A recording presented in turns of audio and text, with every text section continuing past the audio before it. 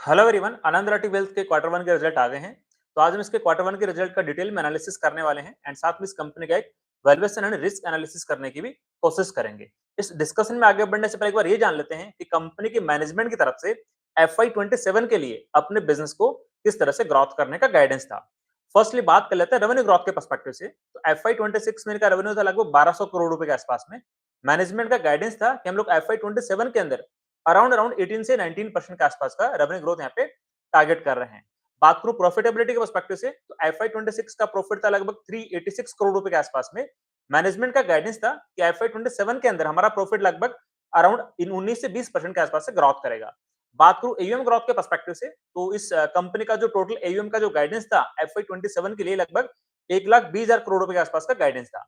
Although जो FY26 का जो गाइडेंस था लगभग 1 लाख करोड़ रुपीस के एयूएम को अचीव करने का, तो क्वार्टर फोर के अंदर आपको पता है इक्विटी मार्केट्स डाउन आ गए थे, जिसकी वजह से इनका जो गाइडेंस था 1 लाख करोड़ रुपीस का एयूएम अचीव करने का, वो कुछ मार्जिन से रह गया था। बट ये इक्विटी मार्केट लेट से इतने फ्लक्चुएट नहीं करते या थोड़ा स्टेबल रहते, तो मे भी इनका FY26 का जो 1 लाख करोड़ रुपीस का एयूएम ग्रोथ अचीव करने का गाइडेंस था वो अचीव हो जाता। तो उसके ऊपर लगभग 20% के आसपास में FY27 के अंदर एयूएम को ग्रोथ करने का गाइडेंस दिया है। तो ये हमने एक गाइडेंस की बात करी है। अब देखते हैं जो एक्चुअल नंबर आए हैं, जो कंपनी ने प्रेजेंट करे हैं, जो इन्वेस्टर प्रेजेंटेशन दी है, एक बार उसको मैं प्रेजेंट कर लेता हूँ, ताकि एक बार जो एक्चुअल इनका जो गाइडेंस दिया गया था उसे हम लोग कंपेयर कर सकें, हम लोग आइडेंटिफाई कर सकें कि इनका जो कंपनी का रिजल्ट आया है, जो इनका गाइडेंस था, उसके साथ में इनलाइन है या फिर उसको अंडर अचीव किया है। तो एक बार इन्वेस्टर प्रेजेंटेशन में यहाँ पे प्रेजेंट कर दे रहा हूँ, ताकि एक बार बेटर क्लैरिटी के साथ हम लोग अच्छे से डिस्कशन कर पाए, राइट। तो आपको स्क्रीन पे इन्वेस्टर प्रेजेंटेशन दिखाई पड़ रही होगी, राइट। तो फर्स्टली बात कर लेते हैं रेवेन्यू ग्रोथ के पर्सपेक्टिव से। तो लास्ट क्वार्टर वन के कंपैरिजन में वाई यूनो रेवेन्यू का लगभग 17.5% से ग्रोथ किया है, अदर इनकम मिला के लगभग 18.5% से ग्रोथ किया है। मतलब जो इनका रेवेन्यू ग्रोथ का गाइडेंस था वो यहाँ पे लगभग डिलीवर सा दिखाई पड़ रहा है। बात करूं प्रॉफिटेबिलिटी के पर्सपेक्टिव से तो लास्ट इनका प्रॉफिट लगभग 94 करोड़ रुपीस का था क्वार्टर वन FY26 के अंदर। इस साल प्रॉफिट आया लगभग 116 करोड़ रुपए के आसपास में। मतलब प्रॉफिट के अंदर भी यहाँ पे लगभग 30.5% की ग्रोथ है। तो मतलब जो मैनेजमेंट का गाइडेंस था रेवेन्यू ग्रोथ का, प्रॉफिट ग्रोथ का, उसको यहाँ पे अचीव करते हुए नजर आ रहे हैं। एक बार देख लेते हैं लाइक ये, चलो ठीक है, एक बार इनके कुछ और पैरामीटर्स हैं उनको भी और डिस्कस कर लेते हैं। इनके बात करें पैट मार्जिन के पर्सपेक्टिव से तो भी वाई ऑन वाई यहाँ पे लगभग एक 1.4% से यहाँ पे ग्रो किया है, बिकॉज ऑपरेटिंग लिवरेज मिल रहा है। बिकॉज डेफिनेटली जब आपकी टॉप लाइन ग्रो करेगी और आपका जो बाकी का एक्सपेंसेस है लाइक इंटरेस्ट इनकम है और आपका यू कैन से लाइक आपका डेप्रिसिएशन कॉस्ट वो इनको ग्रो नहीं करेंगे, तो डेफिनेटली आपका पैट मार्जिन ग्रो करेगा। एंड साथ में यदि आपने ऑपरेशनल एफिशिएंसी अच्छे से दिखाई है, तो डेफिनेटली आपका पैट मार्जिन यहाँ पे वाई ऑन वाई ग्रोथ करता हुआ दिखाई पड़ेगा। बात करें एयूएम ग्रोथ के पर्सपेक्टिव से तो यहाँ पे वाई 21% से एयूएम का ग्रोथ हुआ है। एंड कुछ यदि पैरामीटर की बात करें तो उनका जो इक्विटी मार्केट का जो एयूएम है वो टोटल एयूएम के अंदर लगभग 52% कंट्रीब्यूट कर रहा है, जबकि लास्ट क्वार्टर फोर के अंदर यहाँ पे 51% से यहाँ पे कंट्रीब्यूट किया था। बाकी का जो एयूएम है लगभग 27% आपका स्ट्रक्चर प्रोडक्ट वाला है, 4% आपका डेट म्यूचुअल फंड है और आपका 17% लाइक कुछ अदर काइंड ऑफ प्रोडक्ट्स हैं। अब एक बार जो उनके ऑपरेशनल पैरामीटर्स हैं उनकी बातें कर लेते हैं, बिकॉज वो बहुत इंपॉर्टेंट पैरामीटर है किसी वेल्थ मैनेजमेंट कंपनी के लिए, उसको डिस्कस करना बहुत जरूरी हो जाता है। तो ये इनका जो पैरामीटर्स यहाँ पे दिए गए ना क्वार्टर वन FY27 का, यहाँ पे कंपैरिजन दिया गया है क्वार्टर वन FY26 से। बट यहाँ पे मैं कंपेयर करने की कोशिश करूंगा क्वार्टर फोर FY26 से, बिकॉज क्यों वेल्थ मैनेजमेंट कंपनी के अंदर और जब लोग डिस्कस करते हैं लाइक जो भी बाकी कैपिटल मार्केट वाली कंपनीज हैं, एसेट मैनेजमेंट कंपनीज है, उनका क्यों की बेसिस पे लाइक बिजनेस किस डायरेक्शन में जा रहा है वो हमें देखना ज्यादा जरूरी हो जाता है। तो यहाँ पे ऑल्दो कंपनी की इन्वेस्टर प्रेजेंटेशन के अंदर वाई ऑन वाई कंपैरिजन दिया है, बट मैं यहाँ पे आपको क्यू की बेसिस पे कंप्लीट कंपैरिजन यहाँ पे आपको बताने की कोशिश करूंगा। फर्स्टली बात कर लेते हैं टोटल नेट इनफ्लो की। तो यहाँ पे क्वार्टर वन के अंदर टोटल नेट इनफ्लो आया लगभग 2743 करोड़ रुपए का। ऑल्दो वाई ऑन वाई यहाँ पे डिप दिखाई पड़ रहा है, बट यदि मैं क्यू की बेसिस की बात करूं तो उनका क्वार्टर फोर FY26 के अंदर जो उनका नेट इनफ्लो था लगभग 3379 करोड़ रुपीज का इनका नेट इनफ्लो था, 3379 करोड़ रुपीज का, राइट। यदि इसमें से बात करें इक्विटी म्यूचुअल फंड के इनफ्लो की बात करें तो अभी दिखाई पड़ रहा है लगभग 1902 करोड़ रुपए का। लास्ट के क्वार्टर वन के अंदर लाइक 1983 करोड़ रुपए का था। यदि मैं लास्ट के क्वार्टर फोर से कंपेयर करूं तो क्वार्टर फोर FY26 में अंदर नेट इक्विटी म्यूचुअल फंड का इनफ्लो कितना था, लगभग 1887 करोड़ रुपए का, 1887 करोड़ रुपए का। मतलब क्यों के बेसिस पे यहाँ पे इक्विटी म्यूचुअल फंड के अंदर यहाँ पे इनफ्लो बढ़ा है, कितने करोड़ से बढ़ा है, लगभग 14-15 करोड़ रुपए से बढ़ा है। और यदि मैं बात करूं मंथली एसआईपी फ्लो की बात करूं तो यहाँ पे वाई एन वाई तो अच्छी खासी ग्रोथ दिखाई पड़ रही है, बट यदि मैं क्वार्टर फोर से कंपेयर करूं तो इनका क्वार्टर फोर के अंदर जो इनका लाइक आपका इनका जो एसआईपी इनफ्लो था लगभग 92 करोड़ रुपए का था मंथली वाला, उसके अंदर 2 करोड़ रुपीस का यहाँ पे गेन हुआ है। मतलब इनका जो क्यून के बेसिस पे जो यहाँ पे अच्छा इंप्रूवमेंट दिखाई पड़ रहा है, इधर इक्विटी म्यूचुअल फंड की बात कर लो या फिर मंथली एसआईपी इनफ्लो की बात कर लो, उसके अंदर अच्छा खासा क्यों उनके बेसिस पे इंप्रूवमेंट दिखाई पड़ रहा है। बट हाँ, आपका जो टोटल नेट इन्फ्लो है, जिसके अंदर लाइक डेट वाला पार्ट आ जाता है या फिर जो उनके बाकी के प्रोडक्ट होते हैं वाला पार्ट पे आ जाता है, वो यहाँ पे लाइक उतना अच्छा ग्रोथ नहीं किया। बट हाँ, इक्विटी वाले इक्विटी म्यूचुअल फंड और इक्विटी मंथली एसआईपी फ्लो की बात करें तो उसके अंदर यहाँ पे अच्छा खासा इंप्रूवमेंट दिखाई पड़ रहा है क्यों उनके बेसिस पे। अब जो उनके कुछ और बाकी आइटम उनकी भी प्रोडक्ट की भी बात कर लेते हैं। तो उन लोगों ने अपना एक मार्केट शेयर यहाँ पे बताने की कोशिश करी है। तो इनका कहना है कि लाइक हमारा जो नेट इन्फ्लो का जो मार्केट शेयर था, आज से लगभग 6 साल पहले 0.18% था और एफआई 26 में बढ़ के कितना हो गया? 2.30% के आसपास में हो गया। तो अच्छा खासा इन लोगों ने मार्केट शेयर यहाँ पे गेन किया है। एक अच्छी बात है, लाइक ग्रोइंग कंपनी है, आपने तो देखा ही होगा। लास्ट के लगभग 3-4 साल से कंसिस्टेंटली 20% उससे ज्यादा रेट से ग्रोथ कर रही है। और एयूएम मार्केट शेयर की बात करें तो आज से लगभग 5-6 साल पहले इनका एयूएम के अंदर मार्केट शेयर था 1% के आसपास में, अभी हो गया 1.5% के आसपास में। तो it's a great thing, like जो इतना अच्छे से अपना मार्केट शेयर ये लोग ग्रो कर रहे हैं एयूएम के अंदर, मेरे को तो सही दिखाई पड़ रहा है। एंड साथ में इन लोगों ने अपना जो गाइडेंस था एक्चुअल डिलीवरी की उसको कंपेयर भी करके दिखाया है। Revenue growth rate something something like इनका जो गाइडेंस था उसका like around around 24% total revenue का इन लोगों ने अचीव कर लिया है। तो ठीक है, मतलब अच्छी बात है, मतलब जितना इन लोगों को टोटल ग्रोथ करके दिखानी थी लाइक 1200 करोड़ रुपए से लेके 1415 करोड़ रुपए तक, लगभग 215 करोड़ रुपए में से जो एड ऑन करना था, मतलब टोटल रेवेन्यू का जो इनका टारगेटेड रेवेन्यू है उसका 24% तो इन लोगों ने क्वार्टर वन में अचीव कर लिया है। यदि इक्विटी मार्केट और अच्छे से बिहेव करेंगे अगले बाकी के 3 क्वार्टर में, तो डेफिनिटली शायद बाकी का रेवेन्यू भी लोग अचीव कर लेंगे। बात करें प्रॉफिटेबिलिटी के पर्सपेक्टिव से, तो 460 करोड़ रुपए का प्रॉफिट का गाइडेंस था, उसमें से 160 करोड़ 116 करोड़ रुपए अचीव कर लिया है।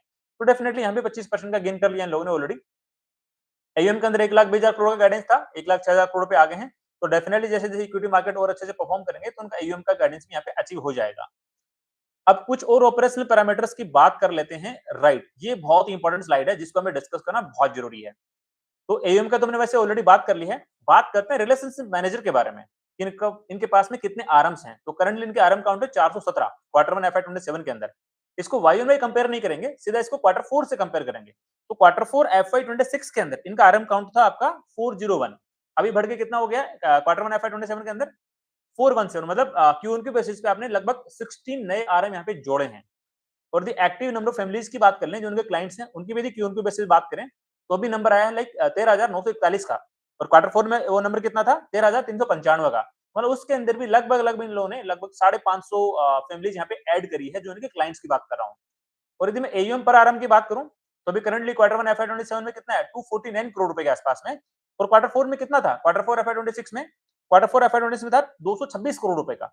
मतलब लगभग 1% से यहाँ पे आई थिंक एक नहीं, आई थिंक 10% से यहाँ पे एयूएम पर आरएम में ग्रोथ हुई है। This is called operational efficiency. कि आपका जो वही आरएम है जब वो आपके यहाँ पे जॉब करते हुए लाइक यू कैन से एक्सपीरियंस ले लिया है, तो उसका जो एयूएम मैनेज करने का जो पहले वॉल्यूम था वो बढ़ गया है। और यही चीज इनको ऑपरेशनल एफिशिएंसी के रूप में ड्राइव करती है, जिसकी वजह से इनको हमेशा ऑपरेटिंग लिवरेज मिलता रहता है। तो हम लोग बात करते हैं ना बाकी के वीडियोस के अंदर कि इसको ऑपरेटिंग लिवरेज कैसे मिलता है, तो यहाँ पे देखो ना, पर आरएम का जो सर्विस देने का जो वॉल्यूम है वो यहाँ पे ग्रो कर गया। यहाँ पे वॉल्यूम ग्रोथ हुआ आरएम के पर्सपेक्टिव से कि एक आरएम पहले लगभग 226 करोड़ रुपए मैनेज कर रहा था यूएम का आपका क्वार्टर 4 एफए 26 में, अभी बढ़ के कितना हो गया है? 249 करोड़ रुपए का। एंड लास्ट ईयर क्वार्टर 1 में कितना था? 224 करोड़ रुपीस का। तो यहाँ पे अच्छी खासी ग्रोथ आई है। तो यहाँ पे एक ये भी रीजन हो सकता है कि लेट्स से इक्विटी मार्केट ने जो यहाँ पे परफॉर्मेंस दिया है लास्ट के लगभग एक क्वार्टर में, उसकी वजह से लाइक वो पर आरएम जो एयूएम है वो यहाँ पे बढ़ गया हो। वो भी एक रीजन हो सकता है, बट अल्टीमेटली पर आरएम आपका एयूएम हैंडल करने का वैल्यू यहाँ पे बढ़ा है।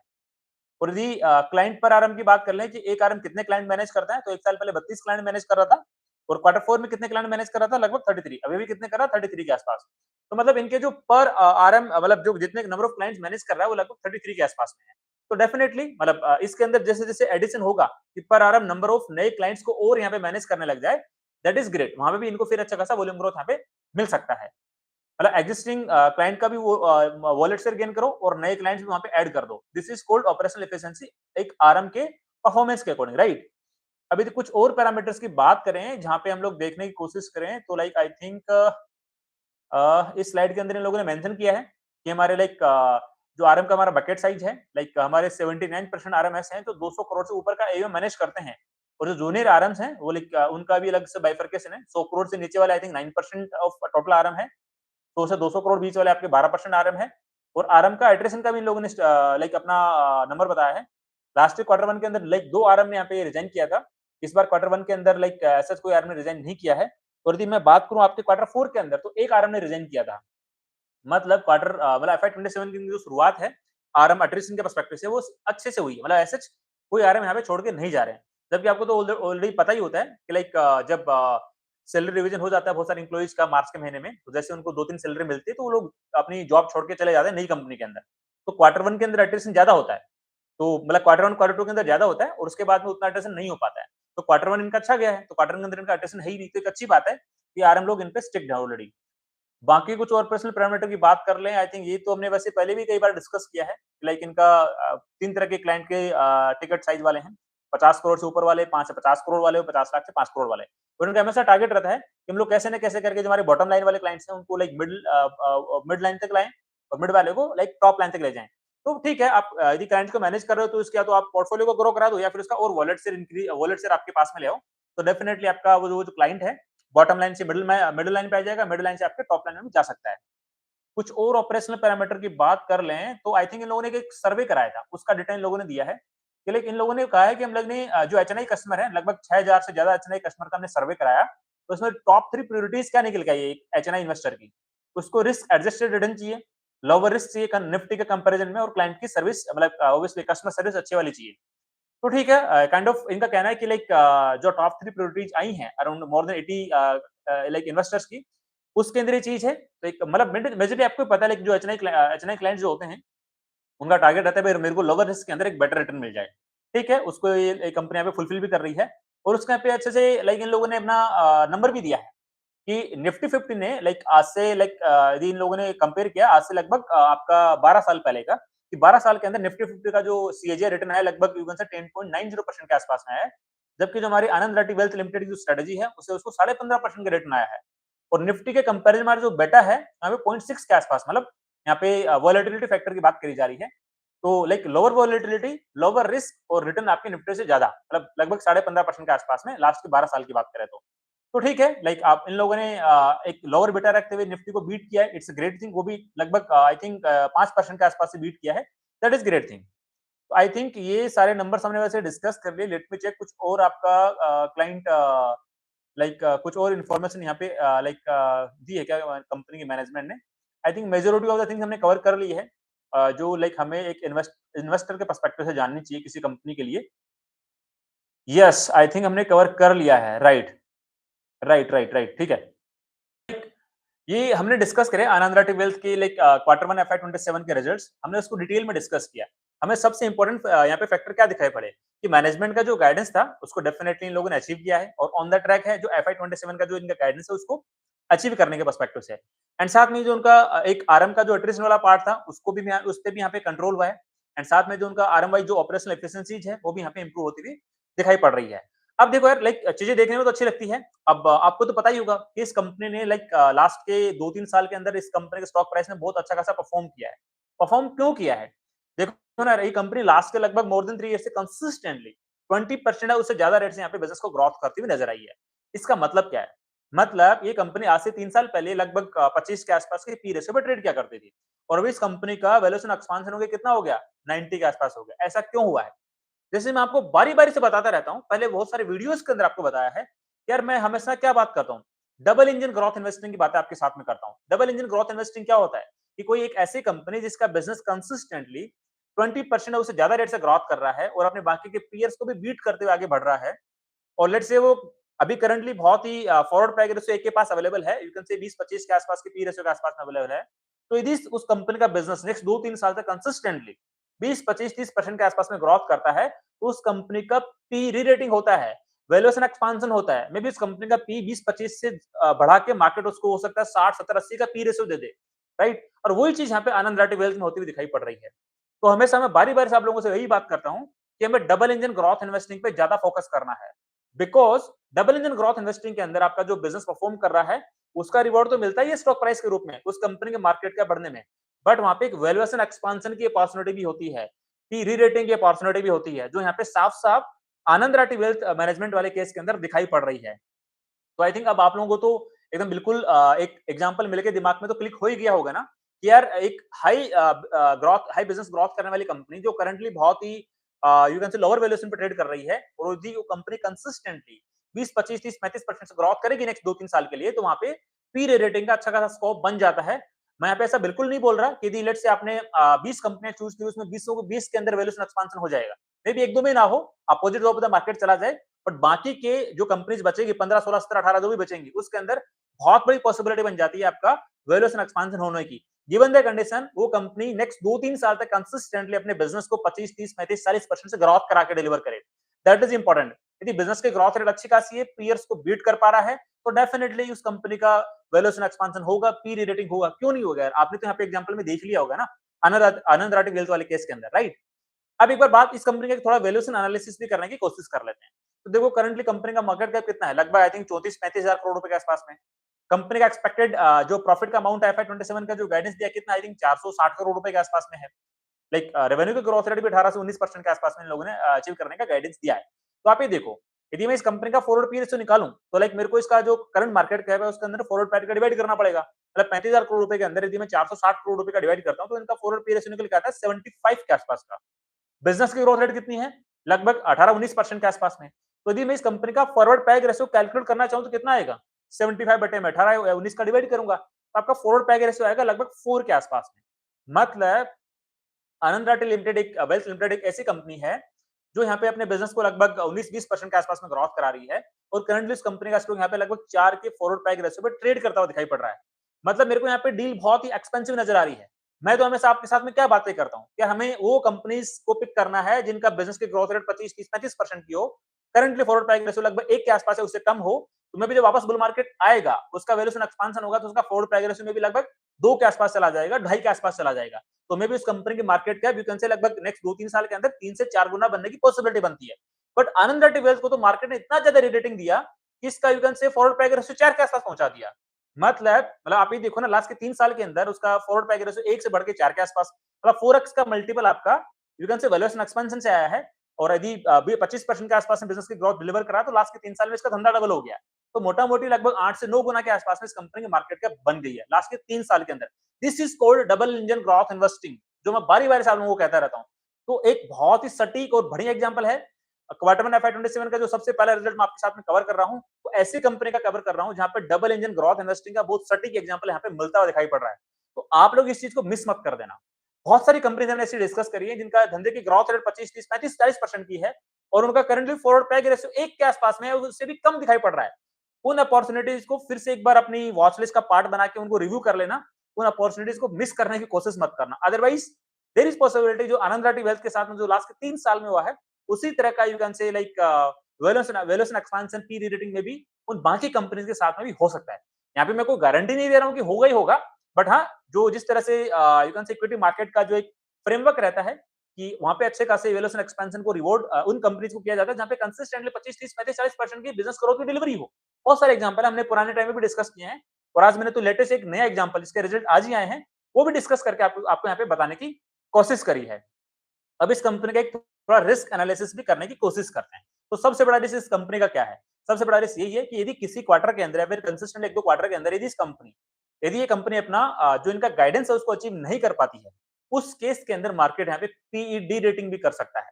तो सबसे बड़ी दिक्कत हमेशा यही होती है, यू कैन से हाई बिजनेस ग्रोथ करने वाली कंपनीज का, जिनका फॉरवर्ड पैग रेशियो 3, 4, 5 के आसपास पहुंच जाता है, कि यदि उनके बिजनेस ग्रोथ रेट के अंदर थोड़ा भी डाउनफॉल आया, मतलब मैं यहाँ पे बिजनेस ग्रोथ रेट की बात कर रहा हूँ, मतलब यहाँ पे ये नहीं कि लाइक कंपनी प्रॉफिटेबल है कि नहीं है, कंपनी प्रॉफिटेबल है, लेट्स से 20% से ग्रोथ करनी थी और कंपनी की बिजनेस की ग्रोथ रेट आई 5% से 10% से, तो वहाँ पे पी डी-रेटिंग भी होता है और उस कंपनी के स्टॉक को बहुत बुरी तरह से पिटाई कर दी जाती है। एग्जांपल जैसे हमने पुराने बहुत सारे एग्जांपल डिस्कस किए हैं, रिलैक्सो का एग्जांपल डिस्कस किया है, ट्रेंड का एग्जांपल डिस्कस किया है, डी-मार्ट का एग्जांपल डिस्कस किया है। ऑल्दो जो लार्ज कैप कंपनीज होती है, वहाँ पे उतना यू कैन से मार्केट कैप में करेक्शन नहीं आता है, वहाँ पे कंसोलिडेशन फेज के अंदर वो कंपनी चली जाती है। बट हाँ, जिनकी small cap, mid cap companies होती है, फिर छोटी कंपनीज होती है मार्केट कैप वाली, वहां पे तो स्टॉक की बहुत खतरनाक पिटाई कर दी जाती है। यदि आपके बिजनेस की ग्रोथ रेट चली जाएगी, तो फिर आपको मार्केट कभी भी 80-90 का पी रेशियो क्यों ही देगा? तो वो सबसे बड़ी रिस्क मेरे को यहाँ पे इस कंपनी के साथ नजर आती है। ऑल्दो अभी यहाँ पे ऐसा जो मैनेजमेंट का गाइडेंस था FY 27 के लिए, they are on the line, like अपने गाइडेंस को अचीव करने के लिए, तो ऐसा वो रिस्क अभी में भी नजर नहीं आता है। बट यदि किसी क्वार्टर में सरप्राइज दिया, यदि किसी क्वार्टर में रिजल्ट के अंदर सरप्राइज आया, तो उस तरह की पिटाई बहुत खतरनाक तरीके से हो सकती है इस कंपनी की। तो वो चीज आपको अपने नॉलेज में ध्यान में रख के चलनी होगी। और लाइक साथ में कभी यदि दूसरा रिस्क ये भी आप कंसीडर कर सकते हो कि कभी लाइक इक्विटी मार्केट के अंदर बहुत बड़ा करेक्शन आ गया 30, 40, 50% का, वो तो रिस्क हर एक कंपनी के ही यू कैन से जो capital segment, capital market segment से बिलोंग करने वाली जितनी भी कंपनीज हैं, उन सभी पे रिस्क तो यहाँ पे हमेशा तलवार की तरह टंगी रहती है। तो वैसे तो उसका वैसे डिस्कशन करना सही नहीं है, बट हाँ, बिजनेस ग्रोथ रेट में डाउनफॉल नहीं होना चाहिए। Like fall in the like sales growth rate के अंदर फॉल नहीं होना चाहिए। That is the major risk for this company, because यदि कंपनी को हाई पी रेशियो मिला हुआ है, वो तभी मिला हुआ है जब वहाँ पे प्रेडिक्टेबिलिटी है। ये कंपनी नेक्स्ट 3, 4, 5, 8, 10 सालों तक लेट्स से 20% की बिजनेस ग्रोथ दिखाएगी। उसके बेसिस पे मार्केट ने यहाँ पे एक असम्पशन लेके यहाँ पे एक लाइक पी रेटिंग किया हुआ है। तो यदि बिजनेस ग्रोथ रेट में कभी भी डाउनफॉल आएगा, मैं यहाँ पे बात कर रहा हूँ बिजनेस के ग्रोथ रेट में डाउनफॉल, सेल्स ग्रोथ में डाउनफॉल, लेट्स से आज 20% से कर रही है, तो कल किसी क्वार्टर में के अंदर इसका सेल्स का ग्रोथ रेट 5% कभी एक्सेप्टेबल नहीं होगा। 10% की बिजनेस की ग्रोथ रेट कभी एक्सेप्टेबल नहीं होगी। यदि ऐसा होता है, तो डेफिनेटली मार्केट यहाँ पे बहुत ज्यादा पनिश कर सकता है ऐसी कंपनीज को। तो ये चीज आपको ध्यान में रखनी होगी। तो ये काइंड ऑफ मैंने आनंद राठी वेल्थ लिमिटेड कंपनी के बारे में मेरा पॉइंट ऑफ व्यू, मेरा पर्सपेक्टिव देने की आपको कोशिश करी है। ये ऐसा मेरी तरफ से कोई स्टॉक रिकमेंडेशन बिल्कुल भी नहीं है। आप लोग अपनी खुद की रिसर्च करना, खुद का एनालिसिस करना, एंड जो आपके इन्वेस्टमेंट एडवाइजर हैं उनसे डिस्कस करके डिसाइड करना कि आपको इस कंपनी को अपनी वॉच लिस्ट का पार्ट बनाना है या पार्ट नहीं बनाना है। बिकॉज मैं बारी-बारी से आप लोगों को कहता रहता हूँ कि I am not a SEBI registered research analyst, I am not a SEBI registered investment adviser, so I am not authorised to give any stock recommendation. मेरा हमेशा टारगेट इतना ही होता है कि मैं आप लोगों को इतना सिखा दूं, इतना समझा दूं कि आप लोग भी अच्छे से सीख के एक इंडिपेंडेंट एक्टिव ग्रोथ इन्वेस्टर बन के अपने पोर्टफोलियो के डिसीजन इंडिपेंडेंटली खुद से लेना स्टार्ट कर दो। तो ठीक है, यदि आपके कोई क्वेरी, क्वेश्चंस, डाउट्स हैं तो डेफिनेटली आप कमेंट सेक्शन पूछ सकते हो। आई विल ट्राई, मैं आपके सारे क्वेरी क्वेश्चंस का वहां पे आंसर देने की कोशिश करूं। तो आज के लिए इतना ही। मिलते हैं नेक्स्ट वीडियो में किसी कंपनी के रिजल्ट के साथ में। ठीक है, थैंक यू, बाय बाय।